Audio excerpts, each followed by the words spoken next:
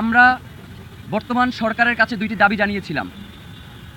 প্রথম দাবি হচ্ছে ওসমান হাদিকে যে খুন করেছে বা যারা খুন করেছে, যারা খুনের পরিকল্পনা করেছে, যারা খুনের সহায়তা করেছে, যারা খুনিদেরকে আশ্রয় দিয়েছে এবং খুনের যারা মদতদাতা, তাদের প্রত্যেককে দ্রুত গ্রেফতার করে আইনের আওতায় নিয়ে আসতে হবে।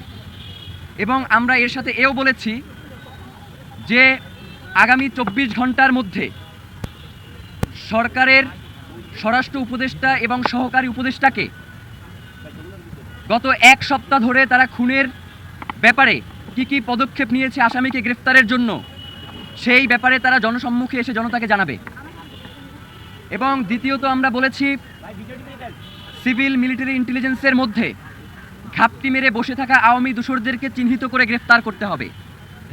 10 লক্ষের অধিক মানুষ তারা এই দাবিকে সমর্থন করেছে এবং তারা বলেছে যে ওসমান হাদির বিচার না হওয়া পর্যন্ত বাংলাদেশে স্বাধীনতার সার্বভৌমত্বকে টিকিয়ে রাখার যে লড়াই, সেটাকে আসলে কন্টিনিউ করা যাবে না।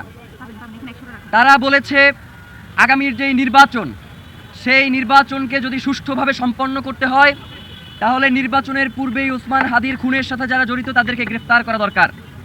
কিন্তু আমরা লক্ষ্য করেছি গতকাল স্বরাষ্ট্র মন্ত্রণালয়ের পক্ষ থেকে যেই বিবৃতি দেওয়া হয়েছে, সেখানে আমরা স্বরাষ্ট্র উপদেষ্টা এবং তার বিশেষ সহকারী খোদাবক্স তাদের দুইজনের একজনকেও আমরা দেখতে পাই নাই। এর মাধ্যমে প্রতীয়মান হয় যে স্বরাষ্ট্র উপদেষ্টার দপ্তর থেকে এই ঘটনাকে তুচ্ছ-তাচ্ছিল্য করা হয়েছে। তারা মনে করেছে যে ওসমান হাদির ঘটনাকে তারা ধামাচাপা দিয়ে দিবে।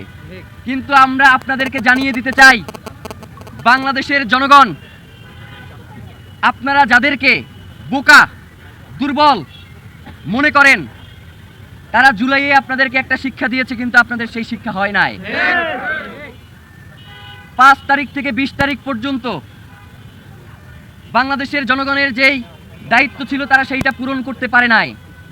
আজকে ইনকিলাব মঞ্চ যদি এইখান থেকে ঘোষণা দেয় যে 5ই আগস্ট থেকে 20 আগস্ট পর্যন্ত যেই দায়িত্ব বাংলাদেশের জনগণের ছিল, সেই দায়িত্ব আপনারা এখন পূরণ করেন, তাহলে কিন্তু আপনারা সরকারে থাকতে পারবেন না।